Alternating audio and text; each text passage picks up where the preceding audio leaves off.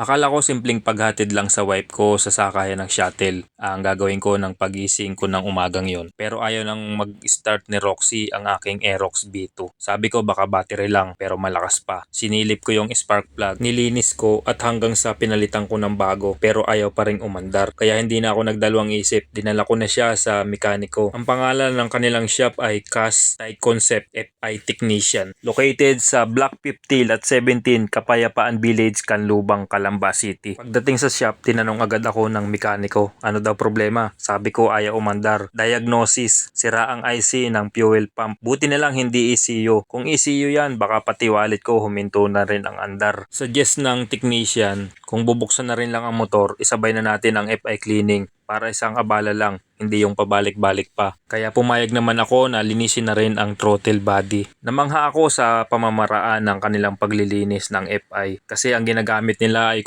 yung tinatawag na aqua blasting at sa buong Calamba daw ay baka sila lang ang merong ganitong technology. Hindi ko na pinakita kung paano inayos yung IC ng fuel pump at kung paano ito pinalitan sa bidyong ito. Ginawan ko yon ng separate na content, pwede nyo ring panoorin sa mga vlog ko. Ang makikita nyo lang ay yung actual na linis ng mga parte. Ang sarap panoorin habang tinatanggal lahat ng dumi at residue. Parang bumabalik sa factory finish ang pyesa. Yung kinis, yung linis parang bago ulit. Napaka-astig at talagang pulido ang ginawa nilang paglilinis sa aking throttle body. Kaya't sigurado ako na sulit ang bayad sa ibinayad kong 1,199 para sa FI cleaning. Kaya yung mga tropa dyan na riders na gusto maka-experience ng kanilang serbisyo, try nyo sila at talagang hindi kayo magsisisi. Yung injector, kita mismo sa machine kung pantay ang spray pattern. Noong una, medyo bahagyang halatang barado.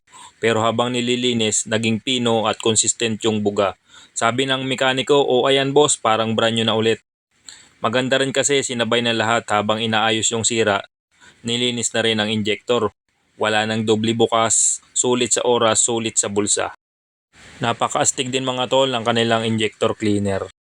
Sa 2 minutong nakasalang sa machine ang iyong injector ay siguradong linis at tanggal ang bara.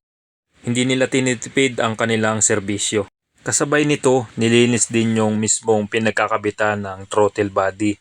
Ginamitan ng spray para matanggal lahat ng carbon deposits na nakakapit doon. Ang galing ng resulta, yung dating makapal na maitim na dumi, natunaw at nawala. Pati gilid at sulok na mahirap abutin, malinis na malinis. Malaking bagay ito kasi kahit malinis ang injector, kung barado o madumi yung daanan sa throttle area, mahirap pa rin ang makina huminga, kaya dapat sabay silang nililinis. Mahusay, matyaga at dahan-dahang ginagawa ng mekaniko ang kanyang trabaho para siguradong satisfy ako sa ginawa niyang maintenance kay Roxy.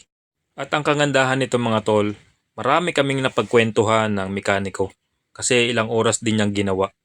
At hindi siya madamot sa pagsasabi sa mga kaalaman niya sa motor. Hindi siya nagdadalawang isip na ituro sa akin kung ano ang mga dapat gawin para mas mapangalagaan ko si Roxy.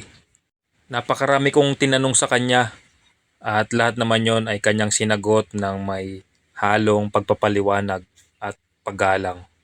Sa kabuuan, ang naging experience ko sa naging trouble ni Roxy ay talagang kinabahan ako nung una. Pero dahil pangatlo sila sa shop na napuntahan namin at nang sinabi nila na kaya nilang gawin at may pyesa silang available, doon nabuhayan ako ng loob. Pagkatapos maibalik lahat, pina-start na namin yung motor. Boom! Smooth idle. Walang sabit. Ang bilis ng throttle response.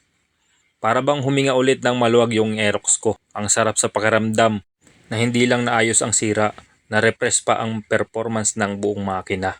Dito ko na-realize kahit FI na ang motor at modern ang technology, hindi ibig sabihin na immune na sa dumi at bara. At huwag agad matakot sa worst case scenario. Hindi lahat ng problem, ECU agad. Minsan, simple lang ang sira. Linis lang ang kailangan, hindi palit agad. Kaya kung darating ka rin sa punto na kailangan buksan ang motor, sulitin mo na. Isabay na ang FI cleaning at preventive maintenance. Para isang agawaan, isang bayad at balik pino agad ang andar. Para sa Aerox B2 ko, sulit na sulit. Parang bagong hininga. Parang bagong bihis ulit sa kalsada.